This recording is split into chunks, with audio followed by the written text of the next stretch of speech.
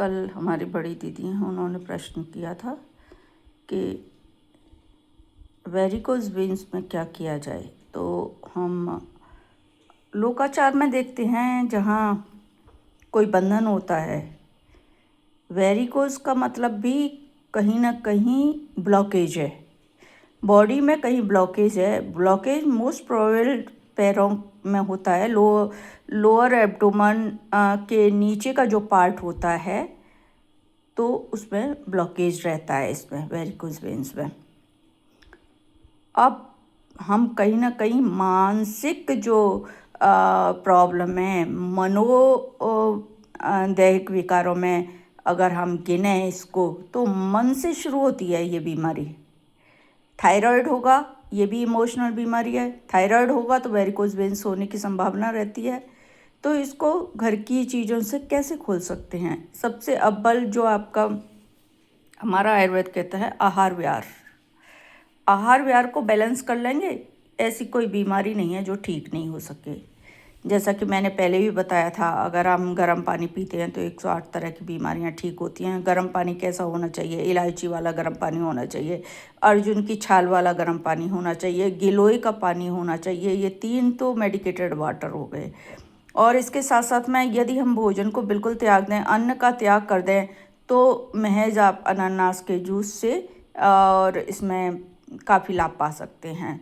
आप अलसी का जो पाउडर है उसको हल्का सा अलसी को सेक लें और उसका चाहे तो पाउडर भी बना सकते हैं, नहीं तो वैसे भी 1 चम्मच खा सकते हैं। तो दिन में 2-3 बार आपको खाना है, लेकिन उसमें अन्न का त्याग करना पड़ेगा आपको। एक सुबह जो है आप लौकी का जूस पी सकते हैं। आप कद्दू आता है, पेठे का जूस पी सकते हैं। और शाम को 2 या 4 चम्मच अलसी की खा सकते हैं। अलसी खाने के बाद आप गर्म पानी पी सकते हैं। दूसरे नंबर आप सिर्फ जो है गौ दूध का सेवन कर सकते हैं।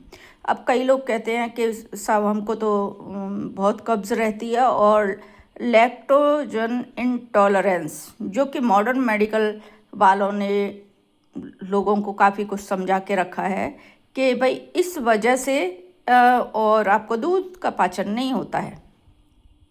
लेकिन दूध का पाचन क्यों नहीं होता है? ये लैक्टोजन इंटॉलरेंस हुआ कैसे? आपकी इंटेस्टाइन में क्या गड़बड़ सड़बड़ चल रही है? तो इसके बारे में वो बिल्कुल कुछ भी नहीं बताते। आपकी इंटेस्टाइन में मल सड़ता रहता है। मल जब सड़ेगा तो आप बाहर से कोई भी रिच प्रोटीन वाली चीज़ खाओगे, पियोगे, या लिक्विड फूड जो भी है, जैसा कि जो है मिल्क है, मिल्क रिच प्रोटीन है उसमें, और या दाल है वो रिच प्रोटीन है। इस तरीके मांसाहार है वो रिच प्रोटीन है। इस तरीके की कोई भी चीज़ खाओगे तो आपको हैबिचुअल कॉन्स्टिपेशन होगा, आपको लैक्टोजन इंटॉलरेंस होगा। इन सब चीज़ों को यदि आपने सूक्ष्मता से देख लिया तो सबसे पहले तो भोजन का ही त्याग करना पड़ेगा यदि आप ठीक होना चाहते हैं। तो इसमें किंतु परंतु नहीं चलता है कि आधा तो आपकी बात को मान्यता दी जाए कि नहीं नहीं नहीं, थोड़ा सा तो वो भोजन के बिना तो सब कुछ खराब हो जाएगा, बल्कि भोजन छोड़ने पर सब कुछ ठीक हो जाता है। हमारे यहाँ इसीलिए जो आयुर्वेद है वो जीवन के पैरेलल में चलता रहता है और चलता रहता था पहले। हमारे घर से जब से हम जन्म लेते हैं तब से और जीवन के अंतिम पड़ाव तक आयुर्वेद पैरेलल चलता रहता था। आज आयुर्वेद के बजाय एलोपैथी चलती है। दुख का विषय यही है। तो मैं मूल विषय पर आऊँ तो घर की चीज़ों से, महज एक जूस से आप ठीक हो सकते हैं, और दूसरे गर्म पानी से आप ठीक हो सकते हैं।